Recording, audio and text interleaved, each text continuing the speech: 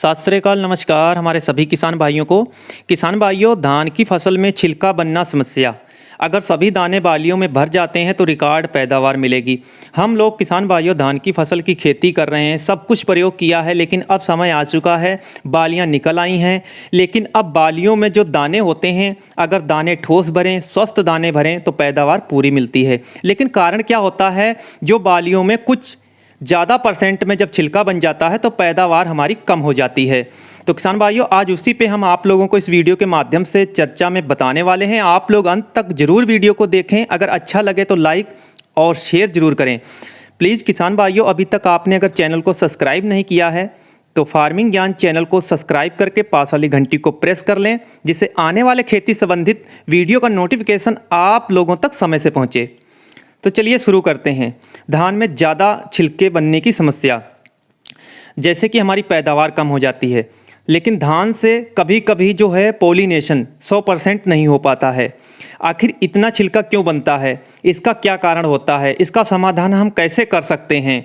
अब जो मौसम की मार है, हवाओं का ज़्यादा चलना, बरसात का अधिक होना, बेमौसमी बारिश का होना, तापमान पर भी इस पर निर्भर रहता है।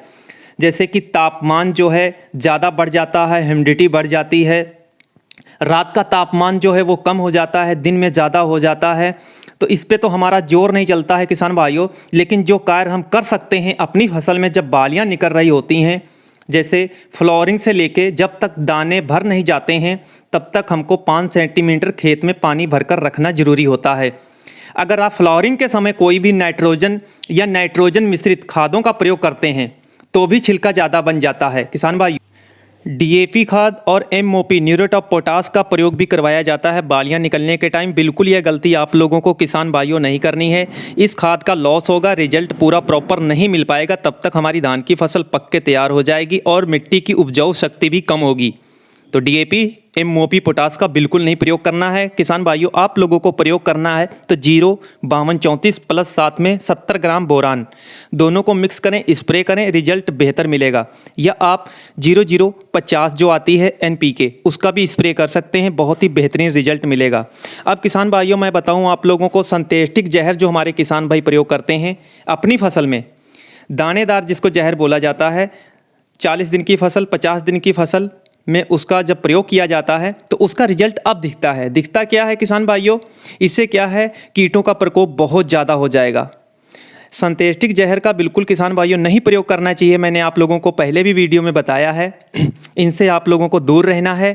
अब बात करें, खेत में पानी 2 इंच से ज़्यादा भरकर नहीं रखना है। ज़्यादा जब पानी आप किसान भाइयों भरेंगे तो तना जो है मुलायम हो जाता है, उसी तने पे ज़्यादा अंडे दिए जाते हैं कीटों द्वारा, जिससे तेले का प्रकोप बहुत ज़्यादा हो जाता है, ब्राउन प्लांट होपर का।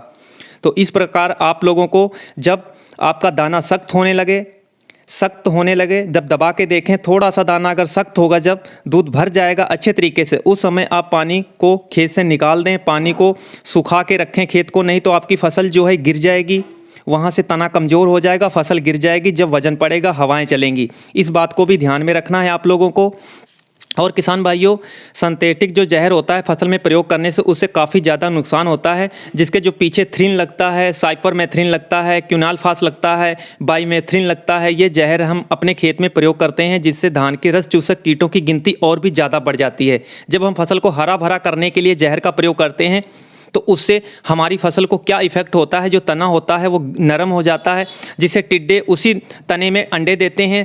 तना जब सख्त होगा तो उसमें अंडे नहीं दे पाएंगे और तेले का प्रकोप भी बहुत कम होगा। अगले आने वाले समय में इन बातों का आप लोग किसान भाइयों जरूर ध्यान में रखें, जिससे हमारे मित्र कीट होते हैं, मकड़ी होती है, बीटल होता है और वाल पुष्प स्पाइडर होता है, ये सब मारे जाते हैं, तो जिससे बहुत भारी नुकसान हमारी फसल को होता है।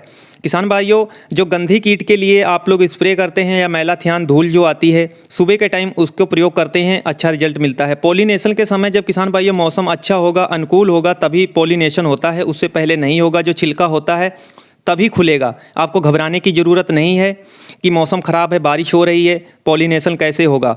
तो जब मौसम सही होगा, उसके अनुकूल होगा, तभी जो छिलका है वो खुलेगा और पॉलिनेशन होगा।